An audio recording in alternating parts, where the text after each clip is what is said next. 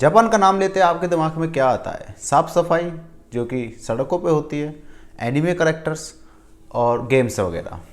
लेकिन जापान पहले से ही ऐसा नहीं था। उसका पास्ट इतना डार्क था। जो कहानी मैं आपको सुनाने वाला हूँ उसको आप सुन लोगे तो आपका पूरा दिमाग चेंज हो जाएगा, आपका पूरा माइंडसेट चेंज हो जाएगा कि पास्ट का जापान कैसा हुआ करता था। So hello and welcome guys, welcome back to another video. तो भाई आज की वीडियो में आपको कहानी सुनाने वाला हूँ 1998 की, जिसमें कि एक लड़की होती है 17 साल की। वो अपने स्कूल में पढ़ा करती है। उसका नाम हेंचो होता है और वो काफ़ी खूबसूरत लड़की थी उस स्कूल में। तो उसको एक लड़का पसंद कर लेता है जिसका नाम हरसिमा होता है। हरसिमा लड़का, आपको बता दूं, वो एक गैंग से जुड़ा हुआ था, जापान की बहुत ही बड़ी और फेमस गैंग से। तो हरसिमा को ऐसा लगता था कि मैं उस गैंग से जुड़ा हुआ हूँ तो हेंचो मुझे मना नहीं करेगी मेरे प्रपोजल के लिए। इसी कारण वो अपने प्रपोजल को हेंचो को सुना देता है और हेंचो तुरंत मना कर देती है, बहुत ही लाइटली तरीके से। उसको बहुत ही ज़्यादा बुरा लगती है वो चीज़।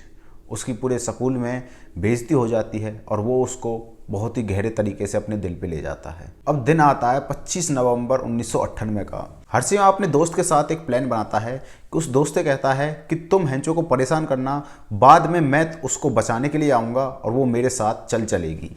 ऐसा करेंगे और वो प्लान में सक्सेस भी होता है। उसका दोस्त उसके पास जाता है, उसको परेशान करने लगता है उस लड़की को। और जब वो परेशान कर रहा होता है तभी हरसिमा पीछे से आकर उसको मार देता है, लात वात मारता है और उसको भगा देता है वहाँ से। इतने में ही हेंचो का उस पर ऊपर विश्वास हो जाता है कि इसने मेरी जान बचाई, जो भी कुछ करा इसने बचाया मुझको, तो मैं इसके साथ चलूँगी घर तक। अब हरसिमा जो था उसको साइकिल ले लेता है, उसके हाथ से साइकिल ले लेता है और कहता है कि तुम चलो मेरे साथ चलो। हरसिमा के साथ वो चलती है। हरसिमा उसको एक बाउन हाउस से में ले जाता है। उसमें जाकर वो बैठ जाते हैं और उसको बताता नहीं है मैं उसके साथ क्या करने वाला हूँ। हरसिमा चुपके से अपने दोस्तों को बुलाता है। 4 दोस्त थे उसके। एक दोस्त वो भी था जो कि उस लड़की को उस टाइम पे परेशान कर रहा था जब उसको हरसिमा ने बचाया था। अब वो प्लान बनाते हैं कि एक दोस्त के घर में इस लड़की को रखना है। वो अपने तीसरे दोस्त के घर में इस लड़की को ले जाने लगते हैं और ऊपर चौबारे में, जो कि चौबारा हम बोल रहे हैं, ऊपर वाले कमरे में शिफ्ट कर देते हैं उस लड़की को, वहीं पर रख देते हैं। और उसके 4 दोस्त, उसके माँ बाप भी कुछ नहीं कहते। जो हरसिमा का दोस्त था तीसरा वाला, उसके माँ बाप इसलिए कुछ नहीं कहते क्योंकि हरसिमा बहुत बड़ी गैंग से जुड़ा हुआ था और उसका बहुत तगड़ा लिंक था। कहीं वो हानि ना पहुंचा दे हमारे बेटे को या हमें, अगर हमने उसको मना कर दिया इस लड़की को ना रखने के लिए। अब यहाँ पर क्या होता है, वो चारों लोग, जितने भी वो चारों दोस्त थे, जो सारे बंदे थे वहाँ पर, 20-20, 18-19 ऐसे साल के लड़के थे वो चारों उस लड़की का रेप करते हैं, वो भी बहुत गंदे तरीके से। 2 दिन बीत जाते हैं, तभी हेंचो के घर वाले अपने पुलिस स्टेशन में दर्ज करवाते हैं रिपोर्ट और कहते हैं कि हमारी लड़की मिसिंग है 2 दिनों से। और इतने में ही उनको जब वो रिपोर्ट पता चलती है, उन सारे दोस्तों को पता चलती है कि उसके घर वालों ने रिपोर्ट कर दी है कि हमारी लड़की मिसिंग है, तो वो क्या करते हैं कि हेंचो से ही फ़ोन करवाते हैं अपने घर पे और कहते हैं कि तू ऐसे कहे कि मैं अपने मर्जी से भाग के आई हूँ और मैं दोस्तों के साथ हूँ, मुझे सेफ़ हूँ मैं बिल्कुल और मुझे कुछ भी नहीं हुआ है। और हेंचो भी ऐसा ही करती है क्योंकि उसको जान की परवाह थी। उसको ऐसा लग रहा था कि मैं किसी तरीके से यहाँ से निकल जाऊँ, मैं यहाँ मर भी सकती हूँ, ऐसा उसको डर लग रहा था उस टाइम पर। अब वो लड़के क्या करते हैं, आप यकीन नहीं मानोगे, तकरीबन 44 दिन तक, 1 महीने से ज़्यादा होता है 44 दिन, 44 दिन तक उन सारे लड़कों ने, उसके सारे दोस्तों ने उसके साथ रेप किया बहुत गंदे तरीके से। और तकरीबन 500 बार रेप किया उस 17 साल की लड़की के ऊपर।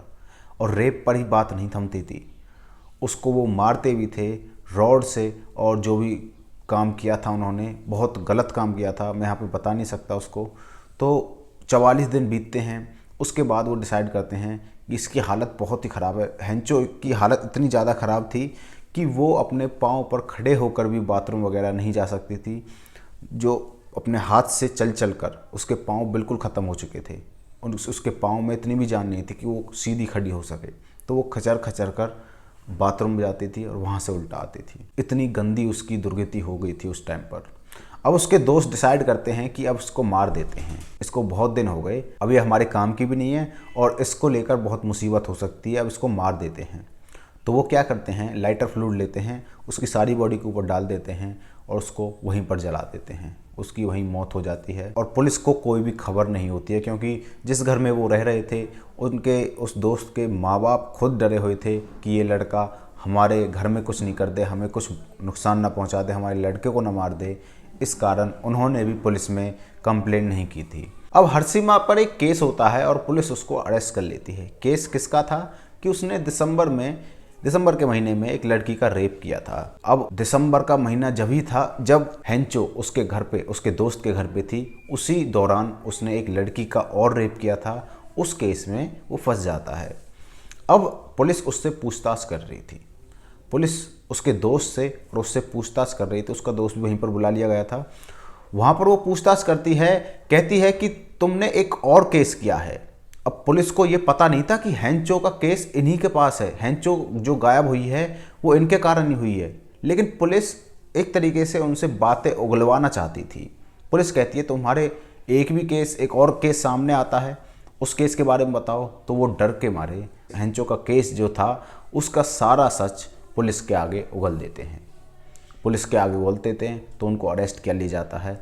अरेस्ट करके उनको पेश किया जाता है कोर्ट में। तो कोर्ट उनको 17 साल की सज़ा देता है और वो जेल में चले जाते हैं। मैं तो ये सोच रहा हूँ कि एक लड़की को उन्होंने पूरी जान से मार दिया, इतना टॉर्चर करके, फिर भी उनको 17 साल की ही सज़ा हुई थी। उसके स्कूल में पता चलता है कि हेंचो अब नहीं रही, क्योंकि जब तक लोगों को पता नहीं था, जब तक कि वो केस वगैरह उस पर नहीं हुआ था, जब तक हर्षिमा ने अपनी सारी बातों को उगल नहीं दिया था पुलिस तक।